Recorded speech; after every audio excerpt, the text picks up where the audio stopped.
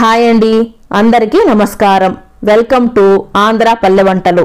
ఈ రోజు మనము దొండకాయ ఫ్రై ఎలా చేయాలో చూద్దామండి. సైడ్ డిష్ గాను అన్నంలో కలుపుకొని తినడానికి కూడా బాగుంటుంది. 1/2 కిలో దొండకాయలు తీసుకున్నానండి.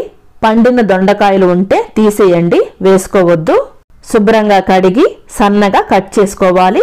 నేను రౌండ్గా కట్ చేశానండి. మీకు కావాలంటే పొడవుగా నిలువుకు కూడా కట్ చేసుకోవచ్చు. ఈ రెసిపీ చేయమని మన సబ్స్క్రైబర్స్ లో ఒకరు అడిగారండి, అందుకే చేస్తున్నాను. దొండకాయ ఫ్రై చాలా రకాలుగా చేయొచ్చండి. ఈ రోజు వీడియోలో రెగ్యులర్ గా నెల్లూరు స్టైల్లో ఎలా చేయాలో చూద్దాము. మిక్సీ జార్లో 5-6 ఎండుమిరపకాయలు వేసుకొని కచ్చాపచ్చాగా పొడి చేసుకోవాలి. మీరు తినే కారాన్ని బట్టి వేసుకోండి.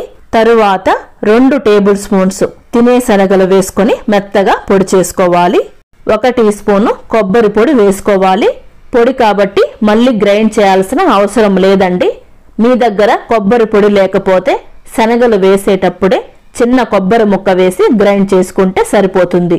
ఇప్పుడు పాన్ లో 3 టేబుల్ స్పూన్స్ ఆయిల్ వేసుకొని వేడెక్కాక 1/2 టీ స్పూన్ ఆవాలు, 1 టీ స్పూన్ పచ్చిశనగపప్పు, 1 టీ స్పూన్ మినప్పప్పు, 5-6 తెల్లబాయలు దంచి వేసుకొని ఎర్రగా అయ్యే వరకు ఫ్రై చేసుకొని కొద్దిగా కరివేపాకు వేసుకొని ఫ్రై చేసుకోవాలి.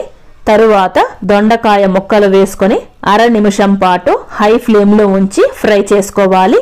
ఇప్పుడు రుచికి సరిపడా ఉప్పు, చిటికెడు పసుపు వేసుకొని అంతా బాగా కలిపి మూతబెట్టి లో ఫ్లేమ్ లో ఉంచి దొండకాయలు బాగా మగ్గే వరకు ఉంచుకోవాలి.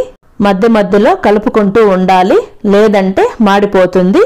ఫ్రై కాబట్టి కొంచెం నూనె ఎక్కువ వేసుకోవాలండి, చూసుకొని వేసుకోండి. తక్కువ నూనె వేసుకోవాలనుకుంటే దొండకాయలు మగ్గేటప్పుడు కొద్దిగా నీళ్లు వేసుకోండి. చూడండి, ఈ మాత్రం ఫ్రై చేసుకుంటే చాలు. మీకు కావాలంటే ఇంకా ఎక్కువ డీప్ ఫ్రై కూడా చేసుకోవచ్చు. ఇప్పుడు మనం ముందుగా రెడీ చేసి పెట్టుకున్న పొడి వేసుకొని 1/2 నిమిషం పాటు ఫ్రై చేసుకొని స్టవ్ ఆఫ్ చేసుకోవాలి. ఈ పొడి 1/2 కిలో దొండకాయలకు మాత్రమే సరిపోతుందండి. ఈ కొలతను బట్టి మెజర్ చేసుకొని వేసుకోండి. అంతేనండి, దొండకాయ ఫ్రై రెడీ అయిపోయింది. మీరు కూడా ట్రై చేసి మీ కమెంట్స్ ను తెలియజేయండి. మీకు నచ్చితే లైక్ చేసి మన ఛానల్ ని సబ్స్క్రైబ్ చేయండి. ఓకేనండి, థ్యాంక్ యూ.